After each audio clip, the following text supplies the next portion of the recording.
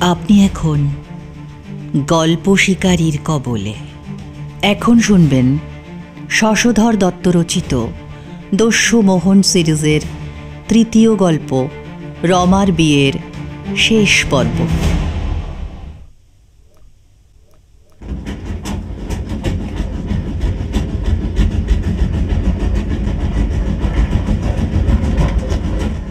Down তুফান mail ছুটে চলল কলকাতার দিকে। ট্রেন যখন মোগলসরাইতে পৌঁছল তখন মিস্টার স্যান্যাল ব্রেকফাস্ট করলেন।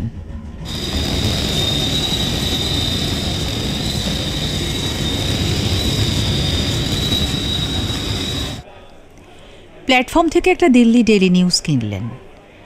আবার মেল ট্রেন ছুটতে লাগল।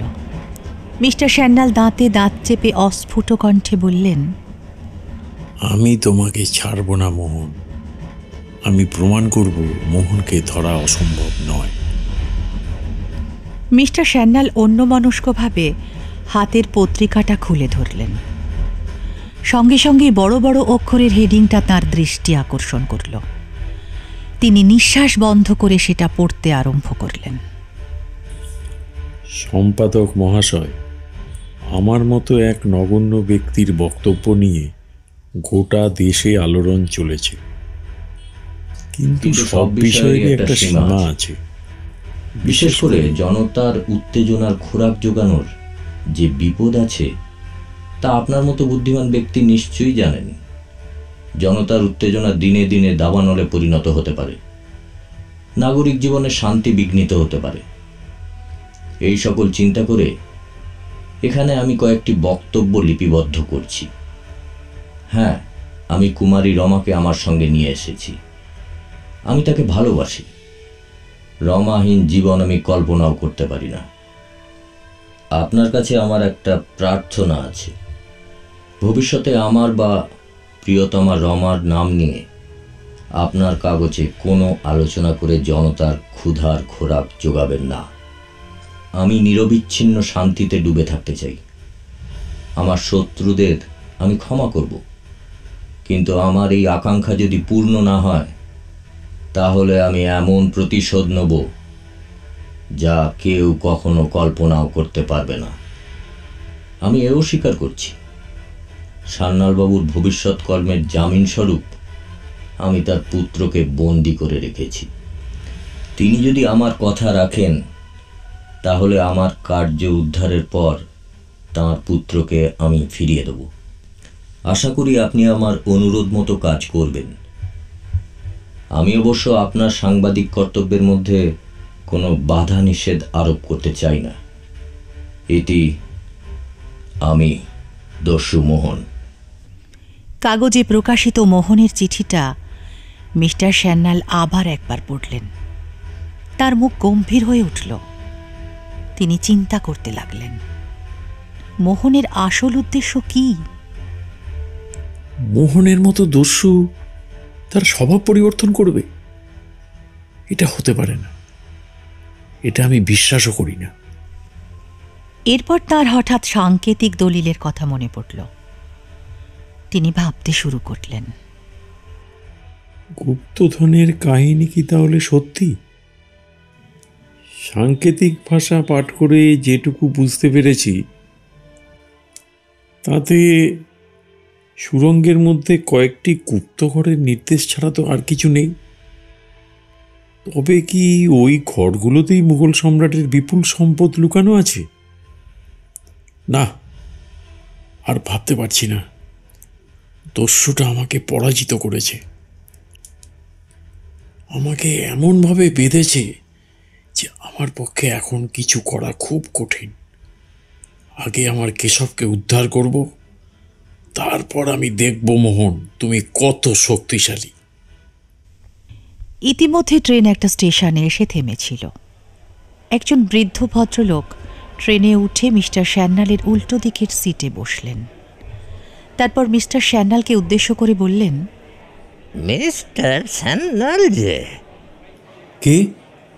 এত তাড়াতাড়ি আমাকে ভুলে গেলেন? তার মানে আমার ছদ্মবেশটা বেশ ভালোই হয়েছে। দেখুন তো এবার আমায় চিনতে পারেন কিনা। মোহন? মিস্টার সান্যালের আর কোনো সন্দেহ রইল না। তিনি বুঝতে পারলেন কার সঙ্গে কথা বলছেন। হঠাৎ করে তার মনে পড়ল দস্যু মোহনের নামে কয়েকটা গ্রেফতারি পরোয়ানা বেরিয়েছে। পরবর্তী স্টেশনে তিনি যদি মোহনকে গ্রেপ্তার করে পুলিশের হাতে তুলে দিতে পারেন, মিস্টার সান্যালের মুখে একটা মৃদু হাসির আভাস ফুটে উঠল। তিনি দেখলেন মোহন তার মুখের দিকে তীক্ষ্ণ দৃষ্টিতে তাকিয়ে আছে। তার মুখে একটা শ্লেষের হাসি ফুটে উঠেছে। ওসব বদ মতলব মাথায় আনবেন না মিস্টার সান্যাল। আপনার মতো সাধারণ ডিটেকটিভের পক্ষে মোহনকে গ্রেপ্তার করা। তাছাড়া আপনার ছেলের জীবনটা নিয়েও তো ভাবতে হবে। মিস্টার সান্যালের মুখে একটা হতাশার চিহ্ন ফুটে উঠল। তিনি চুপ করে বসে রইলেন। মোহন পকেট থেকে একটা সোনার সিগারেট কেস বের করল। মিস্টার সান্যাল, নিন একটা সিগারেট ধরান। থাক, সিগারেটের দরকার নেই আমার। কিন্তু আমার যে দরকার আছে। তারপর চাকরি ছেড়ে দিলেন? তুমি এ খবর পেলে কোথায়? আপনি আমাকে জানেন না মিস্টার সান্যাল। আমি লোকের মুখের দিকে তাকিয়ে তার মন পড়তে পারি। ইংরেজিতে যাকে বলে থট রিডিং। আর একটু বুদ্ধি থাকলেই বোঝা যাবে এই মুহূর্তে আপনার হাতের কেস ছেড়ে কেন কলকাতা পাড়ি দিচ্ছেন। কি বলতে চাও তুমি? ডেইলি নিউজে আমার চিঠিটা নিশ্চয়ই পড়েছেন। হ্যাঁ, পড়েছি। বিশ্বাস করেছেন? না, করিনি। কেন? কারণটা কি জানতে পারি? আমি সে কৈফিয়ত তোমাকে দেব না। সত্যি আমার দুঃখ হয় আপনাদের জন্য। এতটুকু মনুষ্যত্ব আপনাদের মধ্যে নেই। আপনারা কাউকে বিশ্বাস করেন না। যাকে আপনি তো জেনেই গেছেন আমি রমাকে বিয়ে করতে চাই। হ্যাঁ, জেনেছি। তা সেই ব্যাপারেই আমি আপনাকে একটা প্রস্তাব দিতে চাই। প্রস্তাব? আপনি তো ব্রাহ্মণ, মোটামুটি সৎ ব্রাহ্মণই বলা চলে। তাই ভাবছি আমার বিয়েতে আপনাকেই পৌরোহিত্য করতে অনুরোধ করব। রাজি আছেন তো? মোহন, তুমি কিন্তু ধৃষ্টতার সীমা ছাড়িয়ে যাচ্ছ। এদিকে ট্রেনের গতি কমে আসছিল। ট্রেন একটা স্টেশনের কাছে আসতেই মোহন উঠে দাঁড়ালো। একটু চিন্তা করে বলল, মিস্টার সান্যাল, পৌরোহিত্য আপনাকেই করতে হবে। আর এই জন্যই আমি আপনার সঙ্গে দেখা করতে এসেছিলাম। চললাম। দাঁড়াও মোহন, তুমি এখনো আমার আসল পরিচয় পাওনি। আমি মৃত্যুকে কিন্তু ভয় পাই না। আর তুমি আমার ছেলেকে খুন করবে? করো, কিন্তু তবুও তুমি আমাকে দিয়ে এই জঘন্য কাজ করাতে পারবে না। জঘন্য? কেন? হ্যাঁ, জঘন্য কাজ। তোমার মতো একটা দস্যু তা বুঝবে না। আর প্রতিজ্ঞা যখন করেছি তা পালন করবই। মনে রাখবেন, আমার নাম মোহন। হঠাৎ ট্রেন দাঁড়িয়ে পড়ল। পর মুহূর্তেই মোহন ব্যাগটা তুলে নিয়ে প্ল্যাটফর্মে জনতার ভেতর অদৃশ্য হয়ে গেল। মিস্টার সান্যাল দ্রুত পায়ে প্ল্যাটফর্মের কাছে এসেও মোহনকে আর দেখতে পেলেন না। দেখলেন ট্রেন পাটনা জংশনে উপস্থিত হয়েছে। একটু পরেই মেল ট্রেন আবার পূর্ণ গতিতে ছুটে চলল। তৃতীয় দিন সকালে মিস্টার সান্যাল কলকাতায় ইন্সপেক্টর জেনারেলের কোয়ার্টারে এসে উপস্থিত হলেন। কিন্তু ইন্সপেক্টর জেনারেলের বিশেষ অনুরোধের কারণে তার চাকরি ছাড়া হল না। তবে কয়েক মাস ছুটি মঞ্জুর হল। মিস্টার সান্যালও কথা দিলেন যে দস্যুর কবল থেকে ছেলেকে উদ্ধার করার পর তিনি আবার চাকরিতে যোগদান করবেন। এরপর মিস্টার সান্যাল মেল ট্রেনে করে দার্জিলিংয়ের উদ্দেশ্যে রওনা হলেন। দার্জিলিংয়ে অ্যাসিস্ট্যান্ট কমিশনার মিস্টার সান্যালের কার্ড পেয়ে তৎক্ষণাৎ তাঁকে ভেতরে ডাকলেন। I am very sorry mister Sanyal, আসুন আমরা বসে কথা বলি। কেশবকে কি দস্যুরা এই কোয়ার্টার থেকেই চুরি করে নিয়ে গেছিল?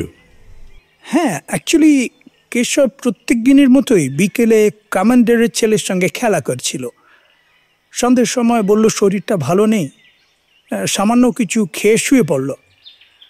পরের দিন সকালে তাকে উঠতে না দেখে আমার স্ত্রী ডাকতে গিয়ে দেখেন কেশব ঘরে নেই। তারপরে অনেক অনুসন্ধান করেছি, কিন্তু কিছু জানতে পারিনি। গেটের পাহারাদাররা কি বলছে? তারা তো বলছে কোনো অপরিচিত লোককে কোয়ার্টারের আশপাশে দেখেননি। আর আমার কোয়ার্টারের চারদিকে 4 মাইল ছাড়া ছাড়া বন্দুক হাতে পুলিশ দিন রাত পাহারা দিচ্ছে। সুতরাং এরকম একটা জায়গা থেকে কেশবকে তারা কিভাবে চুরি করে নিয়ে যেতে পারে তা তো আমার ধারণার বাইরে। মিস্টার স্যান্যাল কেশবের শোয়ার ঘর দেখলেন, কোয়ার্টারের চারিদিকে তন্ন তন্ন করে পরীক্ষা করলেন, ফটকের পাহারার বন্দোবস্ত লক্ষ্য করলেন, কিন্তু কিছুই বুঝতে পারলেন না। এরকম সুদৃঢ় পাহারার মধ্যে থেকে কিভাবে তার ছেলেকে চুরি করা সম্ভব হলো তা তার বোধগম্য হলো না। আচ্ছা স্যার, সেদিন কি বাইরের কোনো লোক আপনার কোয়ার্টারে এসেছিল? হ্যাঁ, এসেছিলেন। ওই আমাদের স্টোর সরবরাহ করেন মিস্টার বোস, তার স্ত্রী এসেছিলেন। আমার স্ত্রীর সঙ্গে দেখা করতে এসেছিলেন। তিনি নতুন এক ধরনের সুটকেস দেখাবার জন্য এসেছিলেন। তিনি ওটা কেনার জন্য অনুরোধও করেছিলেন, কিন্তু আমার স্ত্রীর সেটা পছন্দ হয়নি, তাই ওটা কেনেননি। আচ্ছা, তারপর? তারপর তিনি মন খারাপ করে ফিরে গেলেন। মন খারাপ? তা মনে হয় না, উনি খুশিই হয়েছিলেন। তার মানে আপনি কি বলছেন? আচ্ছা, মিস্টার বোসের স্ত্রী কি আগে কখনো এখানে কোনো জিনিস বিক্রি করতে এসেছিলেন? কই, আমার তো সেরকম মনে পড়ছে না। আচ্ছা, আমি একবার আমার স্ত্রীকে জিজ্ঞাসা করে আসি। একটু পরেই তিনি ফিরে এসে বললেন, না, মিস্টার বুশের স্ত্রী এর আগে কোনোদিন আসেননি। হ্যাঁ, আমি জানি। আচ্ছা চলুন, মিস্টার বোসের সঙ্গে একটু দেখা করে আসি। এরপর জানা গেল গভর্নমেন্টের স্টোর সাপ্লায়ার মিস্টার বোস বিবাহিতই নন, তিনি ব্যাচেলার। মিস্টার স্যান্যাল চিন্তা করতে লাগলেন, ভারতবর্ষের মতো একটা বিশাল দেশের কোথায় কোন জায়গায় মোহন একটা শিশুকে লুকিয়ে রেখেছে, কিভাবে তা অনুসন্ধান করে বের করা সম্ভব। কমিশনার ঘরে এসে দেখলেন মিস্টার স্যান্যাল চোখ বুজে চিন্তা করছেন। কমিশনার সাহেব একটা চেয়ারে বসে বললেন, মিস্টার স্যান্যাল, আমি খবর নিয়ে জানতে পারলাম যে দস্যুরা ওই দিন শেষ ট্রেনে দার্জিলিং থেকে ছেড়ে চলে গেছে। তাদের সঙ্গে একটা বড় সুটকেসও ছিল। হ্যাঁ স্যার। এর বেশি তো আর কিছু জানা যাচ্ছে না মিস্টার স্যান্যাল। একই দেখছি তোমার বেডিংও বেঁধে ফেলেছ। তুমি কি আজই চলে যাবে নাকি? যেটুকু জানার তা তো জানলাম। দস্যুরা কেশবকে নিয়ে কলকাতায় গিয়েছে, কিন্তু তারা যে কলকাতাতেই কেশবকে রাখবে এমনটা নাও হতে পারে। তাই এখানে আর সময় নষ্ট করার কোনো মানে হয় না। আমি আজ রাতের ট্রেনেই কলকাতায় ফিরব। ওকে, যখনই কেশবের কোনো খবর পাবে আমাকে টেলিগ্রাম করে জানাতে দেরি করবে না কিন্তু। অবশ্যই স্যার, নিশ্চয়ই জানাবো। মিস্টার স্যান্যাল সেই রাতেই দার্জিলিং ত্যাগ করলেন।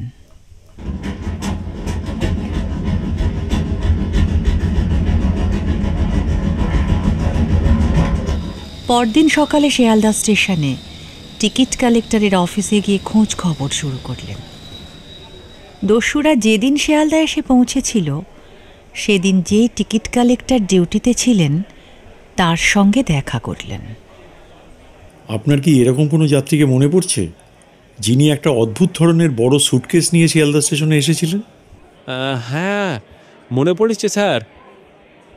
সুটকেসটা একটু নতুন ধরনের, তাই সেটা আমার মনে আছে। অদ্ভুত ব্যাপার, সুটকেসটা বেশ কিছু ফুটো ছিল। টিকিট দেখিয়ে তাড়াতাড়ি গেট থেকে বেরিয়ে গেল। ধন্যবাদ। টিকিট কালেক্টরকে ধন্যবাদ দিয়ে মিস্টার স্যান্যাল গাড়ির স্ট্যান্ডে এলেন।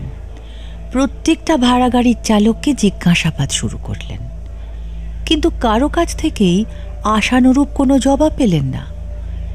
একজন ট্যাক্সি ড্রাইভার জানালো যে সে দুজন সাহেবকে একটা বড় সুটকেস নিয়ে হাওড়া স্টেশনে পৌঁছে দিয়ে এসেছে। মিস্টার স্যান্যাল হাওড়ার এনকোয়ারি অফিসে গেলেন। এখানে এসে একটা সমস্যা হলো। হাওড়া স্টেশনের মতো একটা বিরাট বড় স্টেশনে কয়েকদিন আগে কোনো একজন ব্যক্তি একটা বড় সুটকেস নিয়ে কোথায় গিয়েছে তার সন্ধান করা একরকম অসম্ভব, তা বলাই বাহুল্য। এনকোয়ারি অফিসাররা কিছুই বলতে পারলেন না। এরপর মিস্টার স্যান্যাল প্রথম ও দ্বিতীয় শ্রেণীর টিকিট অফিসে গেলেন। সেখানে জিজ্ঞাসাবাদ করে জানতে পারলেন সেদিন টিকিট কাউন্টারের ডিউটিতে ছিলেন মিস ওয়েব। তিনি মিস ওয়েবের সঙ্গে দেখা করলেন। মিস ওয়েব, আমি একজন যাত্রীর খোঁজ করছি যার কাছে একটা বড় অদ্ভুত ধরনের সুটকেস ছিল। এরকম কাউকে মনে পড়ছে? আপনি সেই ফানি সুটকেসটার কথা জানতে চাইছেন? রিয়ালি সুটকেসটা ছিল ভেরি ইন্টারেস্টিং। আমি তাদের জিজ্ঞাসা করেছিলাম ওটার দাম কত। তারাও অবশ্য আমার প্রশ্নের কোনো উত্তর দেননি। আপনি মনে করে বলতে পারবেন ওনারা কোথাকার টিকিট কেটেছিলেন? টিকিট, ইয়েস, তারা বেনারসের টিকিট কেটেছিলেন। কেন বলুন তো? বেনারস? Thank you madam. সেদিন রাতে ট্রেনে মিস্টার স্যান্যাল এক বৃদ্ধ ভদ্রলোকের ছদ্মবেশে পাঞ্জাব মেলে বেনারস রওনা হলেন। বেনারস স্টেশনে নেমে মিস্টার স্যান্যাল স্টেশন মাস্টারের সঙ্গে দেখা করলেন। তাকে নিজের পরিচয় দিয়ে সেদিনের টিকিট কালেক্টরের খোঁজ করলেন। টিকিট কালেক্টর উপস্থিত হলে তিনি তাকে তারিখ হিসেব করে বললেন, আচ্ছা, ওই দিন কি কোনো একজন লোক একটা অদ্ভুত ধরনের বড় সুটকেস নিয়ে এখানে নেমেছিল? ना सर, एक नहीं दो बंगाली साहेब এসেছিলেন। একটা বিরাট বড় সুটকেস लेके आया था उन लोगों ने। তাদের সাথে কি আপনার কোনো কথা হয়েছিল? नहीं सर जी, हम तो वो टिकट कलेक्शन का काम में बिजी था। আচ্ছা, তারা কোথায় গিয়েছেন আপনি কিছু জানেন? नहीं सर जी, वो तो पता नहीं है, मगर वो शहर की तरफ ही जाएगा शायद। মিস্টার স্যান্যাল ভদ্রলোককে ধন্যবাদ দিয়ে স্টেশনের গাড়ি স্ট্যান্ডে অনুসন্ধান শুরু করলেন। কিন্তু কোনো ট্যাক্সি ড্রাইভারই কিছু বলতে পারল না। বেনারসের ম্যাজিস্ট্রেট অরবিন্দ কর মিস্টার স্যান্যালের পূর্ব পরিচিত। তাই মিস্টার স্যান্যাল এরপর একটা গাড়ি ভাড়া করে বন্ধুর বাড়িতে উপস্থিত হলেন। আহারাদি ও বিশ্রামের পর বিকেলে মিস্টার কর মিস্টার স্যান্যালকে বললেন, তুমি এখানকার পুলিশের সাহায্য নিতে অস্বীকার করছো কেন স্যান্যাল? আমি নিজে গোপনে অনুসন্ধান করতে চাই। আর বন্ধু, দস্যু মোহনের সঙ্গে বুদ্ধির খেলায় যে এখানকার পুলিশ জয়ী হবে সে আশা আমি করি না। তাছাড়া সূত্র ধরে যখন আমি এত দূর আসতে পেরেছি তখন আমি সবটাই দেখতে চাই। আর একান্তই যদি পুলিশের সাহায্য নিতে হয় তখন দেখা যাবে। তুমি তো আছোই। তা এখন কি করবে প্ল্যান করেছো? এখন আমি সেই গাড়িটার খোঁজ করব যে গাড়িটা করে দস্যুরা আমার কেশবকে নিয়ে গেছে। কিন্তু তুমি তো গাড়ির খোঁজ পাওনি। একবার খুঁজে পাইনি বলে কি কোনোদিনই খুঁজে পাবো না? তা কি হয় নাকি? বেনারসের প্রত্যেকটা গাড়ির ড্রাইভারকে আমি জিজ্ঞেস করব। আমার কেশবকে আমি উদ্ধার করবই। অনেকটা সময় চলে গেছে, এখন একটু ঘুরে আসি। ঠিক আছে, কোনো সাহায্যের প্রয়োজন হলে আমাকে জানাতে ভুলো না জানো। স্টেশনের দিকে রওনা হওয়ার জন্য মিস্টার স্যান্যাল একটা গাড়ি ভাড়া করলেন। গাড়িটা ফিটন, একেবারে নতুন গাড়ি, কিন্তু সামনের ভেলভেট মোড়া বসার জায়গাটার বেশ কিছুটা অংশ ছেঁড়া। মিস্টার স্যান্যাল একটু অবাক হলেন। এসব তুচ্ছ ব্যাপার নিয়ে মাথা ঘামালেন না। কোন দিকে যাবেন, কিভাবে কোন পথে এগোবেন, কিভাবে গেলে তার লক্ষ্যে পৌঁছতে পারবেন, সেই চিন্তায় তিনি মগ্ন হয়ে গেলেন। গাড়ি স্টেশনে পৌঁছে গেল। মিস্টার স্যান্যাল তাড়াতাড়ি নামতে গিয়ে সামনের ছেঁড়া আসনের মধ্যে তার হাতের ছড়িটা আটকে গেল। ড্রাইভার বলল, স্যার জি দেখুন, আমার একদম নতুন গাড়ি আছে, কি অবস্থা করেছে। দুটা বাঙালি বাবু একটা বিরাট বড় সুটকেসের জন্য কি বললে? বড় সুটকেস? তুমি আমাকে এক্ষুনি তাদের যেখানে ছেড়েছো সেখানে নিয়ে চলো, মোটা বকশিস পাবে। কিন্তু তারা তো রাস্তায় নেমে গেছে স্যার। যেখানে নেমেছিল সেখানেই নিয়ে চলো। গাড়ি শহরের মধ্যে দিয়ে দ্রুত বেগে ছুটে চলল। তারপর শহর ছাড়িয়ে গাড়ি মাঠের রাস্তা ধরে এগোতে লাগল। ঘন গাছগাছালির মধ্যে দিয়ে গাড়ি চলতে লাগল। তখন প্রায় সন্ধে ঘনিয়ে এসেছে। মিস্টার স্যান্যাল তার পকেটে হাত দিয়ে একবার টোটা ভরা রিভলভারটা স্পর্শ করে নিশ্চিন্ত হলেন। দেখতে দেখতে গাড়ি মাঠ পেরিয়ে একটা নির্জন গ্রামের মধ্যে প্রবেশ করল। তারপর একটা জায়গায় এসে দাঁড়ালো। মিস্টার স্যান্যাল গাড়ি থেকে নামলেন। তারা এখানেই নেমেছিল? হ্যাঁ স্যারজি। কোন দিকে গিয়েছিল দেখেছিলে? যতক্ষণ আমি ছিলাম ততক্ষণ তো ওরা এই জায়গাটাতেই বসেছিল। ড্রাইভার আঙুল দিয়ে একটা জায়গার দিকে দেখালো। মিস্টার স্যান্যাল চারদিকে তাকিয়ে দেখলেন দৃষ্টিসীমার মধ্যে কোনো ঘরবাড়ি নেই। একটু দূরে শুধু একটা বহু পুরানো জীর্ণ অট্টালিকা দাঁড়িয়ে আছে। বকশিস সঞ্জুর, তুমি আরেকটু অপেক্ষা করতে পারবে? জি স্যার। মিস্টার স্যান্যাল কিছুটা দূর এগিয়ে গেলেন। দেখলেন ভাঙাচোরা অট্টালিকাটার সামনে একজন বৃদ্ধ বসে তামাক খাচ্ছে। বৃদ্ধের দিকে এগিয়ে যেতেই বৃদ্ধ বললেন, क्या चाहिए? कौन हो तुम? 10 দিন আগে দুজন ভদ্রলোক এই রাস্তা দিয়ে গেছেন একটা বড় সুটকেস নিয়ে। আপনি কি দেখেছেন তাদের? बंगाली। हाँ, ये पथ दिए गया है। কোন দিকে গেছেন তারা? रास्ता बोले तो एक ही है। तारा मोटर गाड़ी करे একটা বড় সুটকেস নিয়ে ও দক্ষিণ দিকে চলে গেছে। ট্যাক্সি করে? নাই নাই, ওদের নিজের গাড়ি ছিল। মোটর পৌঁছতে দেরি হয়েছিল বলে তারা একটু জল খাওয়ার জন্য আমার বাড়ি এসেছিল, নইলে আমি তো জানতেই পারতাম না। কিন্তু কেন খোঁজ করছেন? কে আপনি? ওনারা আমার বন্ধু। কোথায় গেছেন কিছু বলতে পারবেন? তাদের কথাবার্তা শুনে মনে হলো তারা রামনগরে গঙ্গার ওপারে যে প্রাসাদ আছে ওই দিকেই যাবে। মিস্টার স্যান্যালের মুখ উজ্জ্বল হয়ে উঠল। তিনি বৃদ্ধকে ধন্যবাদ দিয়ে গাড়িতে উঠে বসলেন। ড্রাইভারকে শহরের দিকে যেতে নির্দেশ দিলেন। তারপর মিস্টার স্যান্যাল চিন্তা করতে লাগলেন, কাল সকালেই হয়তো দস্যু দলের সঙ্গে তার সাক্ষাৎ হবে। ম্যাজিস্ট্রেট মিস্টার করের বাড়িতে পৌঁছে ড্রাইভারকে বকশিস দিয়ে পরদিন সকালে আসতে বললেন। মিস্টার কর বন্ধুর জন্য সাগ্রহে অপেক্ষা করছিলেন। মিস্টার স্যান্যালকে দেখে বললেন, তারপর কি খবর বলো? মিস্টার স্যান্যাল সবিস্তারে সমস্ত ঘটনাটা বললেন। আশ্চর্য তোমার বুদ্ধি, সত্যি। বুদ্ধি বা শক্তির বিষয় এটা নয় বন্ধু, এটা ভাগ্য। নইলে যে গাড়িতে করে কেশবকে নিয়ে গেছে সেই গাড়ির সন্ধান কি এত সহজে পেতাম? এরপর আর কথা না বাড়িয়ে তাড়াতাড়ি ডিনার সেরে মিস্টার স্যান্যাল শুয়ে পড়লেন। ভোর 4টের সময় উঠে ছদ্মবেশে প্রস্তুত হয়ে বাড়ির গেটে উপস্থিত হলেন। দেখলেন গাড়ি নিয়ে ড্রাইভারও এসে গেছে। আগের দিন তিনি ড্রাইভারকে নিজের পরিচয় দিয়ে ছদ্মবেশের কথা জানিয়েছিলেন, তাই সে মিস্টার স্যান্যালকে দেখে অবাক হল না। মিস্টার স্যান্যাল গাড়িতে উঠতেই গাড়ি দুরন্ত বেগে ছুটতে শুরু করল।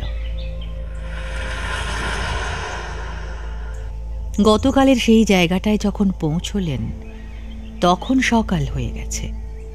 ড্রাইভার জিজ্ঞাসা করল, গাড়ি কি এ জায়গা দাঁড় করাবো স্যার? না, সোজা চলো। গাড়ি আরও কিছুটা এগিয়ে গঙ্গার তীর ধরে ছুটতে লাগল। মিস্টার স্যান্যাল মুগ্ধ দৃষ্টিতে দুপাশের দৃশ্যের দিকে তাকিয়ে থাকলেন। একদিকে গঙ্গা কলকল ধ্বনিতে বয়ে চলেছে, সকালের সূর্যকিরণ স্বচ্ছ জলের উপর অপূর্ব মায়াজাল বিস্তার করে ঝলমল করছে। অন্যদিকে দিগন্তব্যাপী ধুধু মাঠ। মিস্টার স্যান্যালের মন থেকে ক্ষণিকের জন্য সমস্ত উদ্বেগ উৎকণ্ঠা মুছে গেল। অবশেষে গাড়ি রামনগরের বিপরীত দিকে এসে উপস্থিত হল। মিস্টার স্যান্যাল ড্রাইভারকে গাড়ি থামাবার নির্দেশ দিলেন। গাড়ি থেকে নেমে মিস্টার স্যান্যাল ড্রাইভারকে অপেক্ষা করতে বলে সামনে যে বাড়িটা দেখা যাচ্ছিল সেদিকে এগিয়ে গেলেন। বাড়ির কাছে গিয়ে দেখলেন কয়েকজন লোক বাড়ির সামনে বসে গল্প করছে। তাকে দেখে স্থানীয় লোক মনে করে একজন প্রশ্ন করল, কি ভাই সাহেব, কাউকে খুঁজছেন নাকি? মিস্টার স্যান্যাল বিচক্ষণ ও বুদ্ধিমান মানুষ। তিনি লোকগুলির সঙ্গে আলাপ করে কথা বলতে শুরু করলেন। একটু পরে বললেন, বড় বিপদে পড়েছি ভাই। কি ডেঞ্জার আছে? দুইজন বাঙালি বাবুর খোঁজ করছি, শুনলাম তারা এদিকেই এসেছে। বঙ্গালী বাবু? সে তো অনেক বাঙালি এদিকে এসেছে। তুমি কার কথা বলছো? কি নাম তার? নাম তো জানি না, তবে তাদের সঙ্গে একটা বড় সুটকেস ছিল। অত বড় সুটকেস এই অঞ্চলে পাওয়া যায় না মনে হয়। তোমরা এরকম কোনো সুটকেসওয়ালা লোককে তো আমরা দেখিনি। বিফল মনোরথ হয়ে মিস্টার স্যান্যাল উঠে পড়লেন। আবার একটু এগিয়ে গেলেন। এই অঞ্চলে স্থানীয় লোকেদেরই বাস। অধিকাংশ বাড়ি মাটির তৈরি, তবে বেশ কিছুটা দূরে কয়েকটি পাথর ও ইটের তৈরি প্রাচীন অট্টালিকাও ছিল। তিনি আরও কয়েকজনকে জিজ্ঞাসা করলেন, কিন্তু সেরকম কোনো তথ্যই পেলেন না। বৃথাই সময় নষ্ট হচ্ছে মনে করে ফিরে আসবেন ভাবছিলেন। ঠিক সেই সময় একজন যুবক জানালো, কদিন আগে রাত্রে সে যখন শ্বশুর বাড়ি থেকে ফিরছিল তখন বনের মধ্যে যে দুর্গ বাড়িটা আছে সেখানে একটা মোটর গাড়িকে বাড়ির গেটের ভেতরে ঢুকতে দেখেছে। সেই মোটরে সে দুজন মানুষকে দেখেছিল, তাদের সঙ্গে একটা বড় সুটকেসও দেখেছিল। আনন্দে উত্তেজনায় মিস্টার স্যান্যালের চোখ মুখ উজ্জ্বল হয়ে উঠল। অধীর আগ্রহে তিনি ওই যুবককে আরও কিছু প্রশ্ন করলেন। তারপর গাড়ির কাছে এসে ড্রাইভারকে একটু অপেক্ষা করতে বলে দ্রুত পায়ে এগিয়ে গেলেন। যে বনের কথা যুবক বলেছিল সেটা গ্রামটা থেকে প্রায় 15 মিনিটের পথ। তখন প্রায় সন্ধ্যা হয়ে আসছে। কয়েকটা রাখাল বালক গরুর পাল নিয়ে মাঠ থেকে ফিরে আসছিল। মিস্টার স্যান্যাল দ্রুত পায়ে এগিয়ে চললেন। অবশেষে তিনি যখন সেই বনের সীমানায় উপস্থিত হলেন তখন সন্ধ্যা হয়ে গিয়েছে। তিনি বনের মধ্যে প্রবেশ করলেন। কিছু দূর গিয়ে একটা বিরাট প্রাসাদ দেখতে পেলেন। প্রাসাদের চারিদিক উঁচু পাঁচিল দিয়ে ঘেরা। মিস্টার স্যান্যালের মন উত্তেজনায় অস্থির হয়ে উঠল। তিনি ভাবতে লাগলেন, মাতৃহারা ছেলে আমার কেশবকে এখানেই বন্দি করে রেখেছে। কি করে তাকে আমি এখন উদ্ধার করব? একা একা তো এই দস্যু দলের সঙ্গে লড়াই করা অসম্ভব। এই দুর্গের মতো প্রাসাদেই বা কি করে ঢুকবো? এখন যদি কোনো ভুল করে ফেলি আজীবন সেই ভুলের মাসুল দিতে হবে। আর দস্যু মোহন যদি একবার জানতে পারে আমি এখানে এসেছি, হয়তো কেশবকে আর বাঁচিয়েই রাখবে না, কিংবা কোনো দুর্গম জায়গায় চালান করে দেবে। তাহলে এখন কি করা উচিত? মিস্টার স্যান্যাল আরও কিছুক্ষণ গভীরভাবে চিন্তা করে বন থেকে বেরিয়ে এলেন। তারপর গ্রামের যে লোকটি তাকে এই খবর দিয়েছিল তার সঙ্গে দেখা করলেন। তাকে বললেন, আচ্ছা, এই দুর্গ বাড়িটার মালিক কে বলতে পারবেন? আগে তো রামনগর মহারাজ কা ছিল, তারপর একজন বিলাত ফেরত বঙ্গালী কিনে নিয়েছেন। তারপর তো বহুদিন প্রাসাদটা খালিই পড়ে আছে। এখন দেখছি নতুন ভাড়াটে এসেছে। ভাড়াটে? কোথায় থাকেন তিনি? রামনগরে, বঙ্গালী বাবু, নাম ডক্টর গুপ্তা আছে।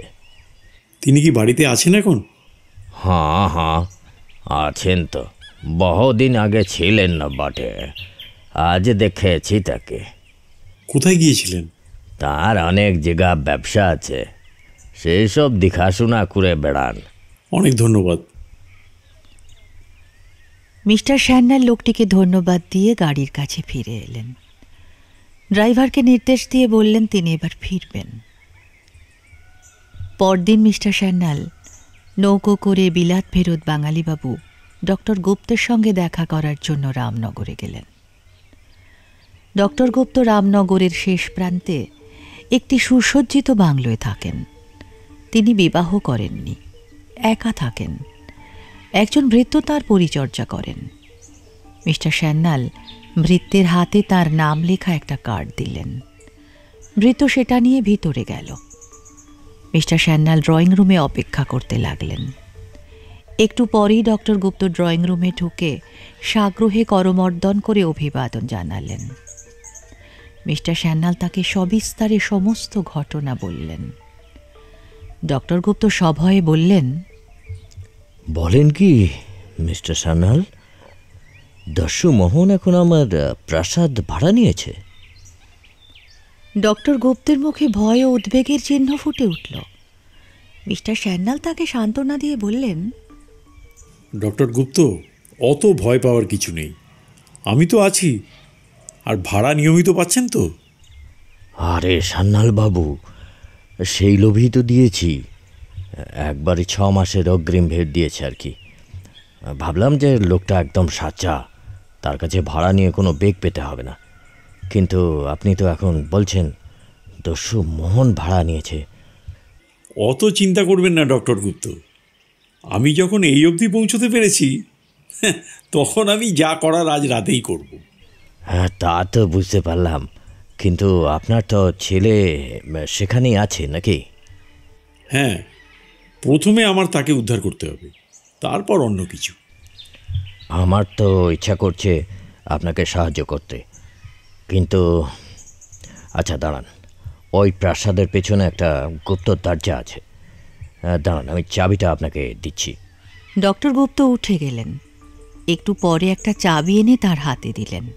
বললেন, এই নিন মিস্টার সান্যাল, এই সেই চাবি। আর একটা কথা, এই প্রাসাদটা কেনার পর আমি কিছুদিন সেখানে থেকেছিলাম। আপনি হয়তো শুনেছেন আমি ব্যবসার কাজে অনেক সময় দেশের বিভিন্ন জায়গায় যাই। আমার একটা কুকুর আছে, তার নাম বাঘা। আমার ভৃত্যের কাছেই সে থাকে, রাত্রে সে ছাড়াই থাকে, একটু খেয়াল রাখবেন। জীবনে অনেক বাঘা দেখেছি ডক্টর গুপ্ত, ওদের আয়ত্তে আনার কৌশল আমি জানি, সে নিয়ে আপনি চিন্তা করবেন না। হ্যাঁ, একটা কথা, আপনি কি আমার সঙ্গে যেতে পারবেন? I am really sorry mister Sanyal, আমাকে আজ রাত্রেই বিশেষ প্রয়োজনে একটু বাইরে যেতে হবে। কাজ হয়ে গেলে এই গুপ্ত দরজার চাবিটা আমার চাকরের কাছে দিয়ে যাবেন। অশেষ ধন্যবাদ ডক্টর গুপ্ত, আপনার এই উপকার আমার চিরকাল মনে থাকবে। ওয়েলকাম। মিস্টার সান্যাল, আপনি বেনারসে কোথায় থাকছেন? আমি ম্যাজিস্ট্রেট করের বাড়িতে অতিথি হয়ে আছি। অনেক ধন্যবাদ doctor Gupta. Mister Sanyal doctor গুপ্তের বাংলো থেকে বেরিয়ে বেনারসে মিস্টার করের বাংলোয় ফিরে এলেন। মধ্যাহ্নভোজনের পর তিনি আদালতে গেলেন। মিস্টার করের সঙ্গে সাক্ষাৎ করে তাকে বললেন 4 জন বিশ্বাসী, বলবান ও সাহসী লোকের তাঁর প্রয়োজন। মিস্টার কর 4 জন লোকের বন্দোবস্ত করে দিলেন। সেদিন সন্ধ্যা 7টার সময় যখন মিস্টার স্যান্যাল 4 জন লোককে নিয়ে যাত্রা শুরু করতে যাচ্ছেন, ঠিক সেই সময় ডক্টর গুপ্ত মোটরে করে তার কাছে উপস্থিত হলেন। মিস্টার সান্যাল, শেষ মুহূর্তে আমার বিদেশ যাত্রাটা ক্যান্সেল হয়ে গেল, তাই ভাবলাম আমি যদি আপনার সঙ্গী হতে পারি, দস্যু মোহনকে হয়তো নিজের চোখে একবার দেখতে পাবো। আপনি আসায় তো আমার মনোবল বেড়ে গেল ডক্টর গুপ্ত। চলুন মিস্টার সান্যাল, আমার তো মোটর গাড়ি রেডি আছে।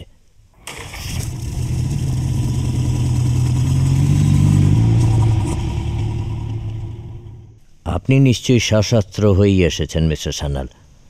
আয়োজনের কোনো ত্রুটি রাখেনি ডক্টর গুপ্ত। খুব ভালো, আমার খুব আনন্দ হচ্ছে মিস্টার সান্যাল।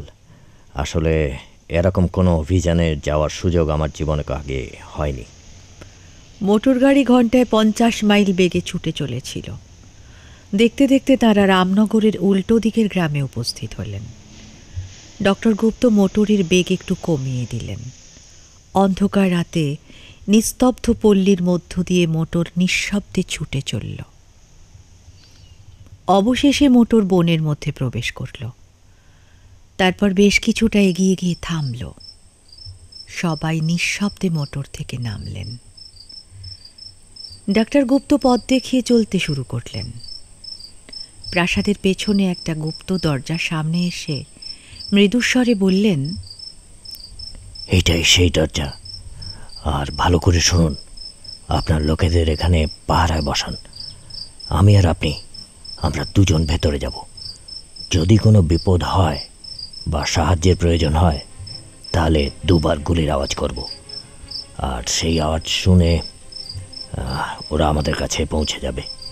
এরকম নির্দেশ দিয়ে দিন। উত্তেজনায় মিস্টার সান্যাল অধীর হয়ে উঠলেন, কিন্তু আত্মসংবরণ করে পকেট থেকে চাবি বের করে দরজার তালাটা খুলে ফেললেন। ডক্টর গুপ্ত নিচু স্বরে বললেন, আসুন আমার পেছনে।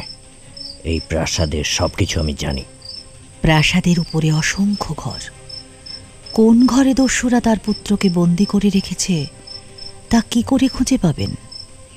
এই কথা ভেবে সান্যালের মন বিমর্ষ হয়ে উঠল। তিনি কিছু একটা বলতে যাচ্ছিলেন। সেই সময় ডক্টর গুপ্ত তাকে ইশারা করে থামতে বললেন। চুপ, বাঘা আমাদের দেখতে পেয়েছে।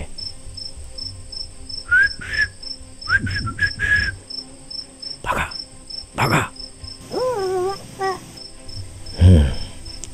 Good doggie, good doggie. চুপ করে এখানে বসে থাক বাঘা। মিস্টার সান্যাল দেখলেন প্রভুভক্ত জীবটি মানুষের মতোই প্রভুর আদেশ পালন করল। ডক্টর গুপ্ত বললেন, একটা ভীষণ বিপদ কাটল। চলুন এবার উপরে যাই। তারা জুতো খুলে পা টিপে টিপে সন্তর্পণে উপরে উঠতে লাগলেন। দোতলায় এসে ডক্টর গুপ্ত বললেন, যদি আমার আন্দাজ ঠিক হয় তাহলে বড় শোবার ঘরটার পাশের ঘরে আপনার ছেলে বন্দি আছে। সর্বনাশ! ওই দেখুন, দেখুন। মিস্টার সান্যাল দেখলেন একটা লোক রিভলভার হাতে একটা ঘরের সামনে পাহারা দিচ্ছে। মিস্টার সান্যাল থমকে দাঁড়িয়ে পড়লেন। ডক্টর গুপ্ত বললেন, এখান থেকে গুলি করা কি ঠিক হবে? না, এখন গুলি করলে সবাই জিকে যাবে, কোনো লাভ হবে না। তার চেয়ে অপেক্ষা করা ভালো। আপনি এখানে অপেক্ষা করুন, আমি চুপি চুপি ঘরের পেছন দিকের বারান্দা দিয়ে গিয়ে দস্যুটাকে আক্রমণ করি। তাহলে মিস্টার সান্যাল কিছু বলার আগেই ডক্টর গুপ্ত বিড়ালের মতো নিঃশব্দে দ্রুত গতিতে অন্ধকারে মিলিয়ে গেলেন।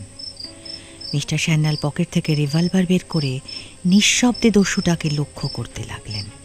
হঠাৎ দেখলেন ডক্টর গুপ্ত দস্যুটার ওপর লাফিয়ে পড়েছেন এবং ধস্তাধস্তি শুরু হতে না হতেই তাকে নিমেষের মধ্যে কাবু করে তার মুখ বেঁধে ফেললেন। ডক্টর গুপ্ত তখন হাঁপাচ্ছিলেন। বললেন, এবার চলুন, এবার চলুন, আপনার ছেলের খোঁজ করি। ডক্টর গুপ্ত অনুমান করে একটা ঘরের দরজা ঠেললেন। দরজাটা খুলে গেল। মিস্টার সান্যাল দ্রুত পায়ে ঘরে ঢুকে বিছানার কাছে গিয়ে ডাকলেন, কেশব, কেশব। কেশব এই ঘরে ঘুমাচ্ছিল। হঠাৎ তার ঘুম ভেঙে গেল। সে জেগে উঠে অবাক হয়ে বলল, কে? বাবা? হ্যাঁ বাবা, আমি এসেছি। তুমি এত দেরি করে কেন এলে বাবা? এরা কি তোমায় খুব কষ্ট দিয়েছে কেশব? না তো, এরা মোটেও কষ্ট দেয়নি। আর জানো বাবা, এরা খুব যত্ন করেছে, যখন যা চেয়েছি তাই দিয়েছে। ও তাই নাকি? আচ্ছা, দস্যু মোহন কি এখানেই আছে? দস্যু মোহন? কই না, তাকে তো দেখিনি। কিন্তু জানো বাবা, একটি সুন্দর মেয়েকেও এরা বন্দি করে রেখেছে। তুমি কি তাকে উদ্ধার করবে বাবা? মেয়ে, তার নাম কি রমা? হ্যাঁ, আমি তো তাকে রমা দিদি বলে ডাকি। আচ্ছা কেশব, তুমি কি জানো রমা দিদি কোথায় আছেন? হ্যাঁ জানি তো, আসুন আমার সঙ্গে, ওই যে ওই দিকের ঘরটা থাকে। কেশব তাদের নিয়ে একটা ঘরের সামনে গিয়ে দাঁড়ালো। মিশম, মিশম। ধীরে ধীরে দরজাটা খুলে গেল।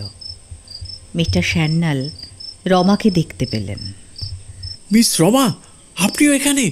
ঈশ্বরকে ধন্যবাদ, আপনাকে খুঁজে পেলাম। হে কি, মিস্টার সান্যাল?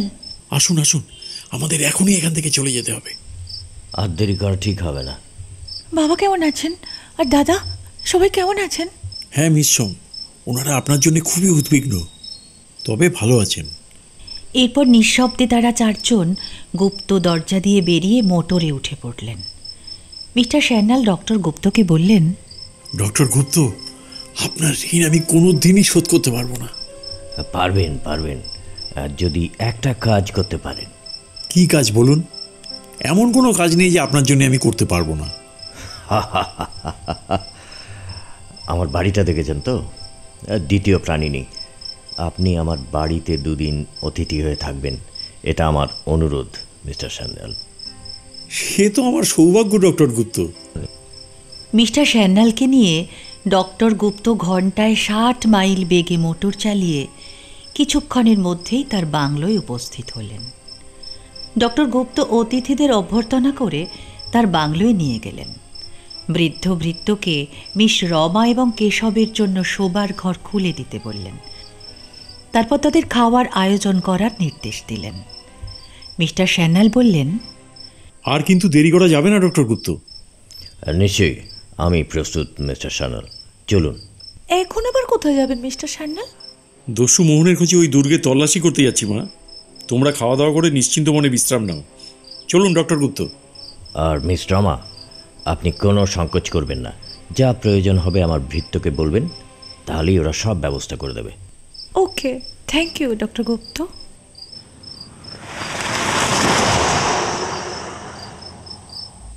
মিস্টার সান্যাল, বলুন এখন কোথায় যেতে হবে?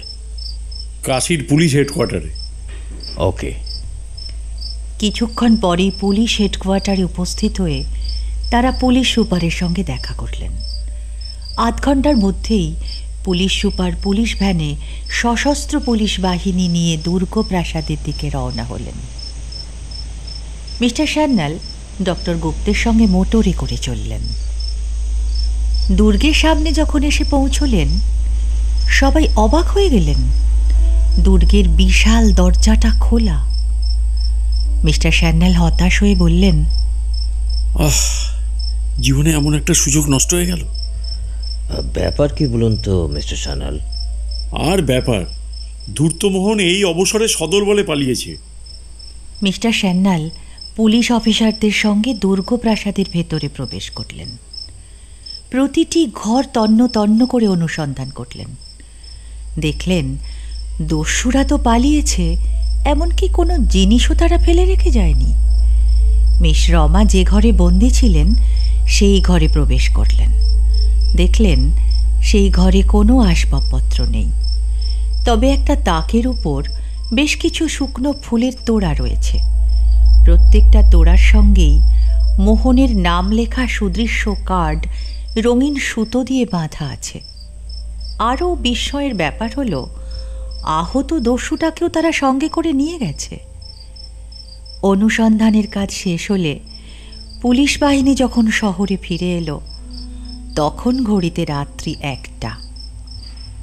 ডক্টর গুপ্ত পুলিশ সুপারকে হেডকোয়ার্টারে পৌঁছে দিয়ে নিজের বাংলোতে যখন ফিরে এলেন, তখন রাত 2টো বেজে গেছে। মিস্টার সান্যালকে সঙ্গে নিয়ে ডক্টর গুপ্ত ড্রয়িং রুমে এসে বসলেন। বললেন, মিস্টার সান্যাল, এবার চলুন, রেস্ট নিতে হবে, সারাদিন যা গেল। হ্যাঁ, সে তো বটেই, কিন্তু আমি অবাক হচ্ছি আপনার এই ড্রয়িং রুমের আশ্চর্য সব শৌখিন কালেকশন দেখে। খুব সুন্দর করে সাজিয়েছেন কিন্তু। ওটা আমার শখ বলতে পারেন। যাই হোক, খাবার দিতে বলি। পরদিন সারা ভারতবর্ষের সমস্ত সংবাদপত্রে এই অদ্ভুত রোমহর্ষক অভিযানের কাহিনী প্রকাশিত হল। প্রায় প্রত্যেকটি সংবাদপত্রেই মিস্টার স্যান্যালের ছবিও ছাপা হলো। এর আগে দুবার মোহনের কাছে পরাজিত হয়ে মিস্টার স্যান্যালের নামে যে কলঙ্কের বোঝা চেপেছিল তা মুছে গেল। সংবাদপত্রে বড় বড় অক্ষরে হেডলাইনে লেখা হলো, দস্যু মোহনের পরাজয়, মিস্টার স্যান্যালের অভূতপূর্ব সাফল্য, অপহৃতা রমার মুক্তি। সেদিন বিকেলে ডক্টর গুপ্তের বিশাল সুসজ্জিত ড্রয়িং রুমে মিস্টার সোম, সরোজ, রমা এবং মিস্টার স্যান্যাল উপস্থিত ছিলেন। তারা বিভিন্ন বিষয়ে আলোচনা করছিলেন। মিস্টার সোম ডক্টর গুপ্তকে বললেন, ডক্টর গুপ্ত, আপনি আমার কি উপকার করেছেন তা বোঝাতে পারবো না। কি করে যে আপনার ঋণ শোধ করব। কি যে বলেন, আমি তো জাস্ট আমার কর্তব্য করেছি, এরম করে বলবেন না। মিস্টার সোমের মুখে একটা স্নিগ্ধ হাসি ফুটে উঠল। মিস্টার স্যান্যাল রমার দিকে তাকিয়ে বললেন, আমার ধারণাই ছিল না মিস সোম যে আপনাকে ওখানে খুঁজে পাবো। মোহন কেন যে আপনাকে আর কেশবকে একই জায়গায় রেখে দিল, কেন যে এই ভুলটা করলো, সেটা আমি বুঝতে পারলাম না। আচ্ছা মিস্টার স্যান্যাল, সেদিন যদি আমাকে ওখানে না পেতেন তাহলে কি করতেন?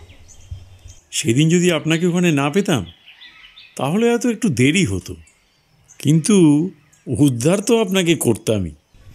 আচ্ছা মিস্টার স্যান্যাল, আপনি কি সেই গোপন দলিলটা পাঠোদ্ধার করতে পেরেছিলেন? না, পুরোপুরি পারিনি, কিন্তু মোহনের ধারণা হয়েছিল যে আমি বোধহয় সম্পূর্ণ পাঠোদ্ধার করতে পেরেছি, সেই জন্যই সে আমার ছেলেকে কিডন্যাপ করেছিল। তার মানে আপনি কি দলিলটা পাঠোদ্ধার করেছিলেন? আমি শুধু এটুকু বলতে পারি, গুপ্তধন নিয়ে যে রটনাটা আছে তা সত্যি। আরে বলেন কি, এটা সত্যি? তাহলে কোথায় সেই গুপ্তধন আছে? সেটা যদি জানতে পারতাম তাহলে কি আর এখানে বসে বসে সময় কাটাতাম? তাহলে এতদিনে গুপ্তধন আবিষ্কার করে ফেলতাম। মিস্টার সোম, এখন কি দলিলটা আপনার সঙ্গে আছে? না ডক্টর গুপ্ত, অমন জিনিস সঙ্গে রাখি না, ব্যাংকের লকারে রেখে এসেছি। সরোজ এতক্ষণ চুপ করে বসে আলোচনা শুনছিল। সে এবার মৃদু হেসে ডক্টর গুপ্তের দিকে তাকিয়ে বলল, আপনি কতদিন ইউরোপে ছিলেন ডক্টর গুপ্ত? প্রায় 2 বছর। তো বিলেতে ডাক্তারি পাশ করলেন আর এখানে এসে প্র্যাকটিস শুরু করলেন না? আমি তো ডাক্তারি করার জন্য ডাক্তারি পাশ করিনি, এটা আমার একটা শখ বলতে পারেন। বিভিন্ন মানুষের বিভিন্ন রকম শখ হয়, তাই না? এই সময় রমা ডক্টর গুপ্তের দিকে তাকিয়ে একটু সলজ্জ হেসে মুখটা নিচু করল। মিস্টার স্যান্যাল এটা লক্ষ্য করে অবাক হলেন। তিনি ডক্টর গুপ্তকে বললেন, আপনি তো বিয়ে করেননি ডক্টর গুপ্ত? বিয়ে করা তো ছেলে খেলা নয় মিস্টার স্যান্যাল। যার সঙ্গে সারাটা জীবন কাটাবো তাকে হয়তো খুঁজে পাইনি। যাই হোক, এখন কিন্তু আমার মাথায় একটা দারুণ আইডিয়া আছে, আর সেটা বলেই ফেলি। আমার একটা বজরা আছে, আর সেটা সাজিয়ে রাখতে বলেছি আপনাদের জন্য। যদি কারুর আপত্তি না থাকে তাহলে একটু গঙ্গায় বেরিয়ে এলে কিরম হয়? আরে এ তো দারুণ আইডিয়া, আমি সমর্থন করছি।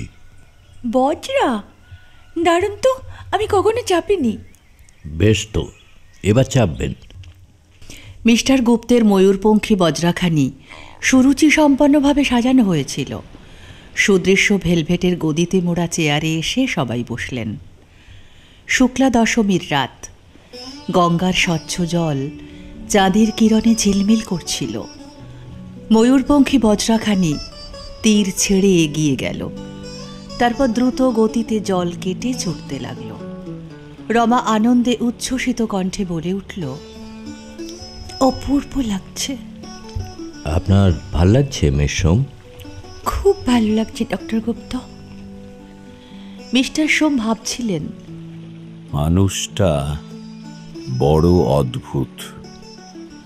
কি ধনী অথচ অমায়িক। আমার রমা মায়ের পাশেও। যাকে তিনি একবার রমার মুখের দিকে তাকিয়ে আর একবার ডক্টর গুপ্তর দিকে তাকিয়ে একটা দীর্ঘশ্বাস ফেললেন। সবাই মুগ্ধ দৃষ্টিতে গঙ্গার দিকে তাকিয়ে বসে রইলেন। বজ্রায় গঙ্গা ভ্রমণ সেরে প্রায় রাত্রি 10টার সময় সবাই ডক্টর গুপ্তের রামনগরের বাংলোয় ফিরে এলেন। পরদিন সকালে এক অভাবনীয় ঘটনা ঘটল। নারীর মন যে দেবতারও অজ্ঞাত, এটা সেদিন আবার প্রমাণিত হল। পরদিন সকালে ড্রয়িং রুমে মিস্টার সোম, সরোজ এবং মিস্টার স্যান্যাল যখন ব্রেকফাস্ট করছিলেন, সেই সময় ডক্টর গুপ্ত এবং রমা এসে মিস্টার সোমকে প্রণাম করল। ডক্টর গুপ্ত বললেন, আমি রমাকে বিবাহ করতে চাই। রমারও সম্মতি আছে। হ্যাঁ বাবা, আমাদের আশীর্বাদ করুন। মিস্টার সোম সবিস্ময়ে তাকিয়ে রইলেন। তারপর আনন্দে উচ্ছ্বসিত কণ্ঠে বললেন, কি বলো বাবা? আমি তো আমার কানকেই বিশ্বাস করতে পারছি না। তুমি আমাকে বড় শান্তি দিলে। আমি আশীর্বাদ করি বাবা, তোমরা সুখী হও। দুজনেরই যখন সম্মতি আছে মিস্টার সোম, তখন আর এই শুভ কাজে দেরি করার তো কোনো মানেই হয় না। আপনি কি বলেন সরোজবাবু? এ তো খুব আনন্দের কথা, কিন্তু তাড়াহুড়ো করলে তো বিয়েটা অনাড়ম্বরে হবে। একটু সময় তো লাগবে। তুমি দস্যু মোহনের কথাটা ভুলে যাচ্ছ সরোজ। মনে রেখো, সে কিন্তু রমাকে বিবাহ করতে চেয়েছিল। তাই আমার মনে হয় এই বিয়েটা 5 কান না হওয়া উচিত। যত তাড়াতাড়ি সেরে ফেলা যায় ততই মঙ্গল। ডক্টর গুপ্ত একজন ভৃত্যকে দিয়ে আচার্যকে ডেকে পাঠালেন। আচার্য অনতি বিলম্বে পাঁজি পুঁথি নিয়ে উপস্থিত হলেন। তিনি পঞ্জিকা দেখে বললেন, আগামী পরশুই বিবাহের অতি শুভ দিন আছে। মিস্টার স্যান্যাল ডক্টর গুপ্তকে বললেন, আপনাকে অভিনন্দন ডক্টর গুপ্ত। রমার মতো একজন অসাধারণ মেয়ে আপনার জীবনসঙ্গিনী হতে যাচ্ছেন, এতে আমিও খুব খুশি। কিন্তু দস্যু মোহনকে নিয়ে দুশ্চিন্তাটা যাচ্ছে না। আপনার কি মনে হয় মোহন এখানে এসে হাজির হবে? সে যদি জানতে পারে তবে সে কি করবে বলা মুশকিল। তাই আমাদের সব ধরনের সাবধানতা অবলম্বন করা উচিত। সাবধানতা মানে আপনি কি বলতে চাইছেন? হ্যাঁ, বেশ কিছু পুলিশ ফোর্সের ব্যবস্থা করতে হবে। বিয়েটা একবার হয়ে গেলে আর কোনো আশঙ্কা থাকবে না বলেই মনে হয়। তো পুলিশ ফোর্স দিয়ে দেখা যাক না কি হয়, অত দুশ্চিন্তা করবেন না। বিবাহের আগের দিন ডক্টর গুপ্তের বাংলোর চারিদিকে মিলিটারি পুলিশের পাহারার ব্যবস্থা করা হলো। কিন্তু এই বিবাহের সংবাদ কিভাবে বাইরে ছড়িয়ে পড়ল তা কেউ বুঝতে পারলেন না। দলে দলে কৌতূহলী মানুষ ডক্টর গুপ্তর বাংলোর সামনে এসে হাজির হলো। সংবাদপত্রের রিপোর্টারের দল নানান উদ্ভট সংবাদ পরদিন প্রভাতী সংবাদপত্রগুলিতে প্রকাশ করল। একটি কাগজে লেখা হলো, দস্যুমোহন পত্র লিখে জানিয়েছে যদি ডক্টর গুপ্তের সঙ্গে রমার বিবাহ হয় তাহলে সে ডক্টর গুপ্তের বাংলো ধূলিসাৎ করে সকলকেই হত্যা করবে এবং রমাকে অপহরণ করে নিয়ে যাবে। আরেকটি সংবাদপত্রে লেখা হলো, মোহন গঙ্গার তলা দিয়ে ডক্টর গুপ্তের বাংলো পর্যন্ত তার অনুচরদের সাহায্যে এক সুড়ঙ্গ পথ তৈরি করতে শুরু করেছে। মিস্টার স্যান্যাল খবরের কাগজগুলো ভাঁজ করতে করতে হেসে বললেন, অদ্ভুত সব কল্পনা মানুষের। কিন্তু স্যার, দুশ্চিন্তা তো একটা রয়েছে। তা হয়তো রয়েছে, কিন্তু জানো তো সরোজ, সত্যিই কখনো কখনো কল্পনাকেও ছাড়িয়ে যায়। আপনি কি বিশ্বাস করেন মোহন এই পুলিশের পাহারা ভেদ করে এখানে আসার চেষ্টা করবে? যারা মোহনকে চেনে না তারা অনেক কিছুই ভাবতে পারে। আসলে দেখা গেছে সে কোনো বাধাই মানে না। বলেন কি? তবে তো চিন্তার কথা। এই সময় বিবাহের সাজে কপালে চন্দন চর্চিত অবস্থায় ডক্টর গুপ্ত এসে উপস্থিত হলেন। কাকে নিয়ে আলোচনা চলছে? মোহন। আবার কি? মোহন? ওহ, মোহন আর মোহন। আপনাদের দেখছি দ্বিতীয় কোনো আলোচনা নেই। এই কাগজগুলো পড়েছেন? তাহলেই বুঝতে পারবেন। সারা দেশটাই তো দেখছি মোহন ম্যানিয়াতে ভুগতে আরম্ভ করেছে। এই সময় মিস্টার সোম ব্যস্তভাবে এসে বললেন, বাবা অরুণ, তুমি এখানে? আমি যে তোমায় খুঁজে বেড়াচ্ছি। হ্যাঁ, বলুন। ম্যাজিস্ট্রেটের বাড়ির মেয়েরা যে তোমার গায়ে হলুদের তত্ত্ব নিয়ে এসেছেন। এসো বাবা। সরোজ, তুমিও চলো। হ্যাঁ বাবা, চলুন। ডক্টর গুপ্তের বাংলোর চারিদিকে মিলিটারি পুলিশের পাহারা সত্ত্বেও সেখানে বহু কৌতূহলী নরনারীর সমাবেশ হয়েছিল। মিস্টার সান্যাল বাংলোর বাইরে এসে পাহারার ব্যবস্থা দেখছিলেন। সেই সময় কমান্ডিং অফিসার এসে তাকে অভিবাদন করে বললেন, এভরিথিং রাইট স্যার? আপনারা কিন্তু খুব সতর্ক থাকবেন। আমরা তৈরি আছি স্যার। বিবাহের লগ্ন রাত্রি 9টায়। সন্ধ্যা থেকেই মিস্টার সোম ভীত এবং উৎকণ্ঠিত হয়েছিলেন। তিনি ঘড়ির দিকে বারবার তাকাতে লাগলেন। সরোজ একবার ব্যস্ত হয়ে এ ঘর ও ঘর আসা যাওয়া করছিল। এদিকে যত রাত্রি হতে লাগল, বাইরে জনতার সমাবেশ ও কলরব বাড়তে লাগল। প্রায় রাত্রি 9টার সময় সরোজ এসে মিস্টার সোমকে জানালো, বাবা, লগ্নের তো সময় হয়ে গেল, কিন্তু পুরোহিত মশাই তো এখনো এলেন না। সে কি কথা? তার তো আজকে দেরি করা উচিত হচ্ছে না। কি হলো দেখো তো। বাবা, আমি খোঁজ নিয়েছি, কিন্তু তার কোনো সন্ধান নেই। তাহলে কি বিয়েটা আজকে? না বাবা, বিয়ে আজকেই হবে। তা না হলে আমার রমা মাঝে লগ্নভ্রষ্টা হবে। এ আমি হতে দিতে পারি না। তাহলে উপায় বাবা? আমাদের সান্যাল সাহেব তো সৎ ব্রাহ্মণ। তাকে... ঠিক বলেছ বাবা। আর এই অবস্থায় উনি নিশ্চয়ই আমাদের সাহায্য করবেন। আমি একবার বলে দেখব বাবা। হ্যাঁ, না, আমার বলা উচিত। আমি ওনাকে রাজি করাবো। অবশেষে রাত্রি 9টার একটু পরে পুরোহিতের আসনে এসে বসলেন মিস্টার সান্যাল।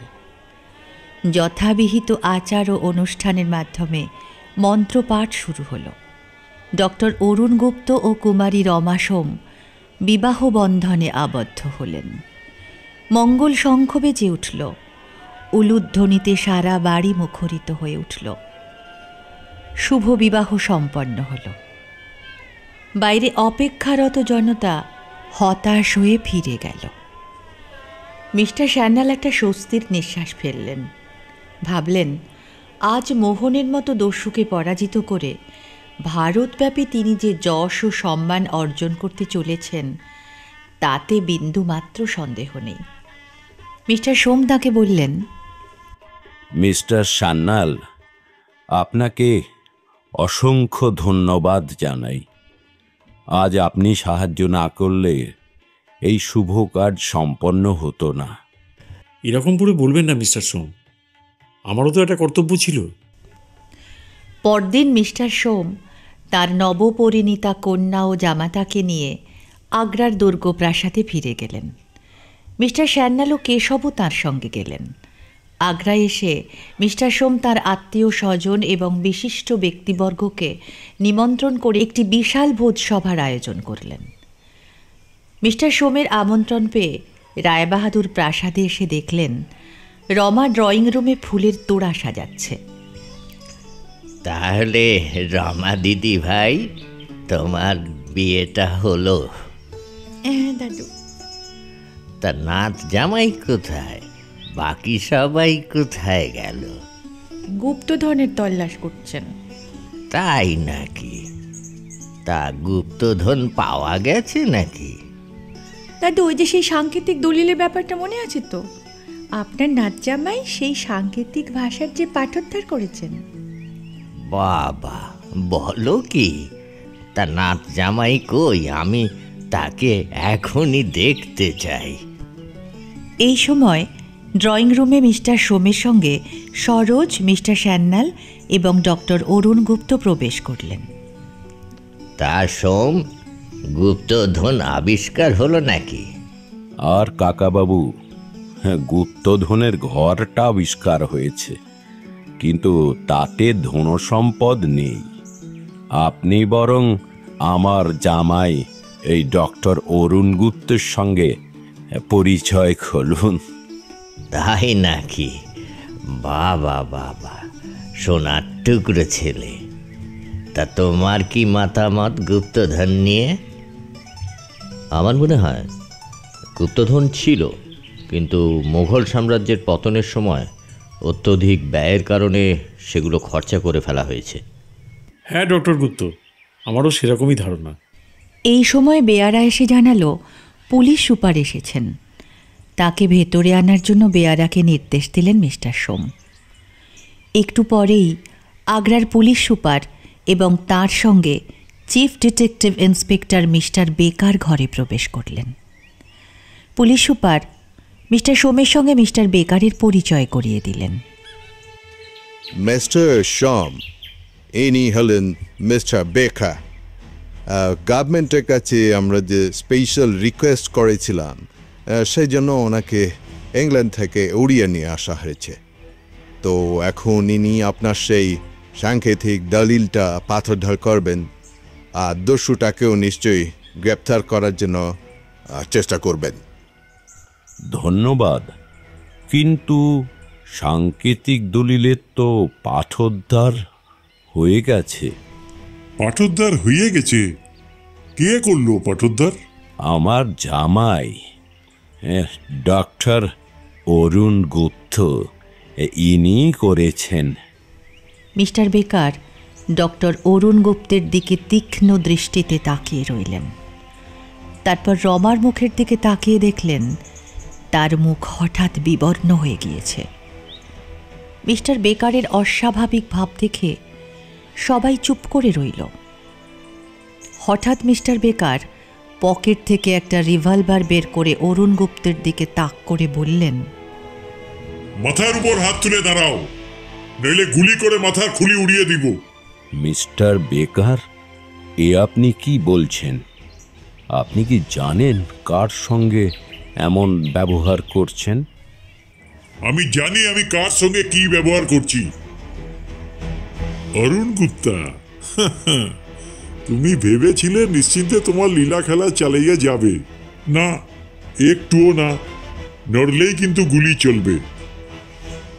এবার তোমার খেলা শেষ মোহন। হ্যাঁ, দস্যু মোহন। ও আপনাদের সবাইকে ধোঁকা দিয়েছে। রমা থরথর করে কাঁপছিল। মোহন একবার রমার দিকে তাকিয়ে মিস্টার বেকারকে বলল, আর এক পা এগোবেন না, যেখানে দাঁড়িয়ে আছেন দাঁড়িয়ে থাকুন। মোহনকে বন্দি করা এত সহজ কাজ নয় মিস্টার বেকার। মোহনকে ধরা কঠিনই নয়, অসম্ভব। আর আরেকটা কথা, আচার অনুষ্ঠান করে সবেমাত্র বিয়ে করেছি। আমার প্রিয়তমা রমাকে স্ত্রী হিসেবে গ্রহণ করেছি। এর মধ্যে কিন্তু কোনো ছলনা ছিল না। কিন্তু আপনি এত তাড়াতাড়ি ফিরে আসবেন সেটা আমি ঠিক ভেবে উঠতে পারিনি। তুমি যতই ছলনা করো, আজ তোমার নিষ্কৃতি নেই মোহন। মোহন রমার দিকে তাকিয়েছিল। তার মুখে একটা মৃদু হাসি ফুটে উঠল। রমা আর চোখে সেটা দেখল। তারপরেই হঠাৎ ছুটে এলো মোহনের দিকে। মোহন তার হাত দুটো মাথার ওপর থেকে নামিয়ে দিতেই মিস্টার বেকার মনে করলেন সে পিস্তল বের করার চেষ্টা করছে। তিনি তৎক্ষণাৎ গুলি চালালেন। মুহূর্তের মধ্যে একটা অঘটন ঘটে গেল।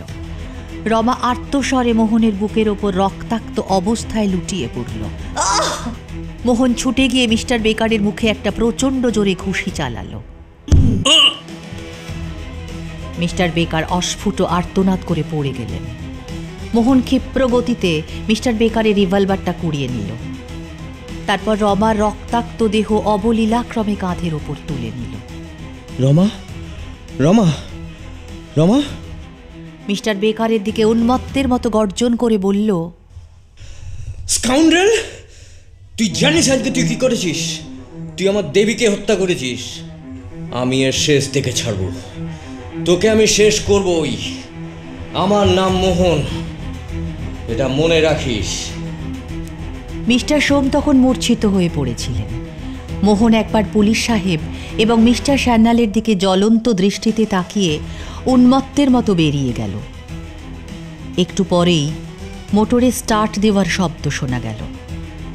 ঘরে মৃত্যুর মতো অটুট নিস্তব্ধতা বিরাজ করতে লাগল। মনে রাখিস, দস্যু মোহন কথার খেলাপ করে না। আমার রমার মৃত্যুর প্রতিশোধ আমি নেবই। আমি দস্যু মোহন।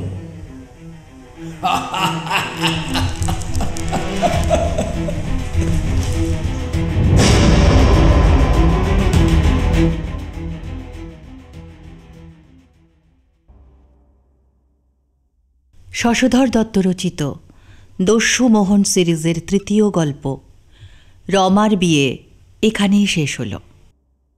গল্প পাঠ ও অভিনয়ে ছিলাম আমি, নিবেদিতা, দৈপায়ন এবং অরিন।